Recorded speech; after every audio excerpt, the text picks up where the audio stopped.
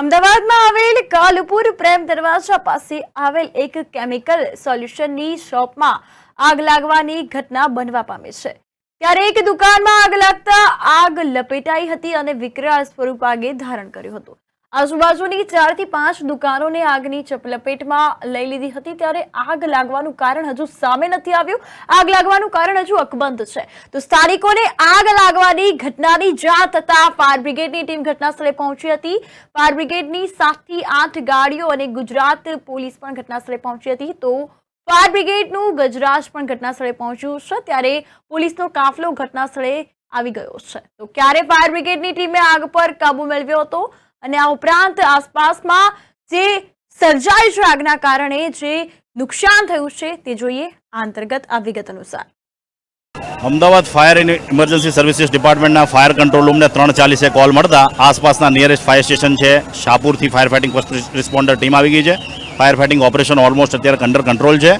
ઓઇલના storage ગોડાઉનમાં આગ હતી અને એનું આગનું કારણ FSL રિપોર્ટ આવ્યા પછી જાણ થશે અને સ્મોક વેન્ટિલેશન મેનેજમેન્ટ માટે રેસ્ક્યુ ઓપરેશન ગાડી અને તોડફોડ કરવા માટે રેસ્ક્યુ ઓપરેશન ગાડી બોલાવી લીધી છે। કયા કારણોસર આગ લાગી છે? આગનું કારણ તો શું છે, હવે ઇલેક્ટ્રિકલ શોર્ટ સર્કિટ છે, બીડી સિગારેટ છે, ઓવરહીટ છે, એ તો FSLનો રિપોર્ટ આવ્યા પછી જાણ થશે, કારણ કે એનું ચોક્કસ કારણ ના હોય। FSLનો રિપોર્ટ આવ્યા પછી કેટલા દુકાનોમાં આગ લાગી છે અને 4 દુકાનમાં આગ છે ને આપણી સામે જે છે ત્યાં સ્ટાર્ટિંગ ફાયરનો પોઈન્ટ હતો। ફાયરની ગાડીઓ કેટલી અત્યારે હાલ મોજૂદ છે? ટોટલ 7 ફાયર ફાઇટિંગ વ્હીકલ્સ નજીકના ફાયર સ્ટેશનની। હું મારા કામમાં વ્યસ્ત હતો, એકદમ પેલા મારા પડોશી જેની દુકાન છે ઓઇલની, એ ભાગ એમનું નામ છે પપ્પુભાઈ, એ ઓઇલની દુકાન છે એમની, એ બસ એમની દુકાનની એક્ઝેક્ટ અંદર જ એ ભાઈ એકદમ ભાગતા ભાગતા મારી પાસે મને કે ફાયર બ્રિગેડને ફોન કરો, ફાયર બ્રિગેડને ફોન કરો। હું મારી દુકાન જે બાજુમાં છે એ છોડીને ફટાફટ હું બહાર નીકળ્યો, ફાયર બ્રિગેડને ફોન કર્યો મેં। 10-15 મિનિટ પછી એ ફાયર બ્રિગેડ આવી ગઈ અને એમને આ બધું આ બુઝાવીને એમની રીતે ફરજ એમની કમ્પ્લેટ બજાવી નાખી છે।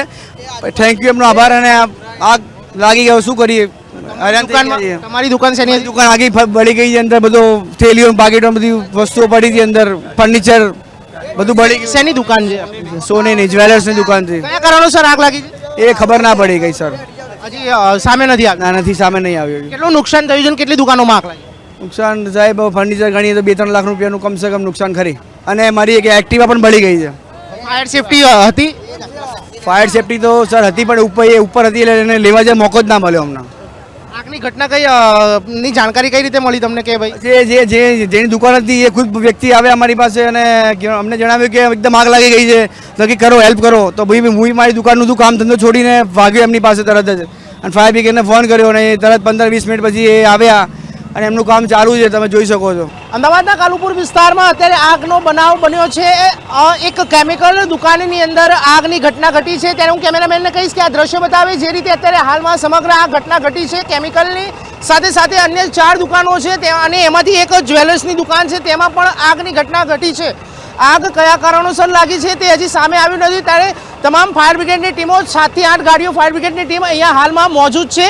ત્યારે ટોરેન્ટ પાવરના ટીમના અધિકારી, પોલીસ અધિકારીઓનો કાફલો ત્યારે અને ફાયર બ્રિગેડના ટીમો અહીંયા હાજર થઈ ચૂક્યા છે અને પાણીનો મારો ચલાવીને આગ પર સમગ્ર કાબુ મેળવી ચૂક્યો છે। ત્યારે સમગ્ર ઘટના તમે જોઈ શકો છો કે પાછળ અત્યારે જે રીતે આગ પર કાબુ મેળવી શકાયો છે, ત્યારે અત્યારે આ ઘટનાની અંદર કોઈ પણ જાનહાનિનો સામે આવ્યું નથી તેવું ફાયર સેફટી ઇન્સ્પેક્ટરનું કહેવું છે। ત્યારે સમગ્ર માલ સામાન ને ઈજાઓ થઈ છે, જે માલ સામાન છે બળીને ખાખ થઈ ગયો છે। જોકે આ ઘટનાની અંદર કોઈ જાનહાનિ થઈ નથી। આ એક રાહતના સમાચાર સામે આવ્યા છે। ત્યારે અત્યારે ફાયર બ્રિગેડ પોતાનું કામ કરી રહી છે। 3 થી 4 દુકાનોમાં અંદર આગની ઘટના ઘટી છે।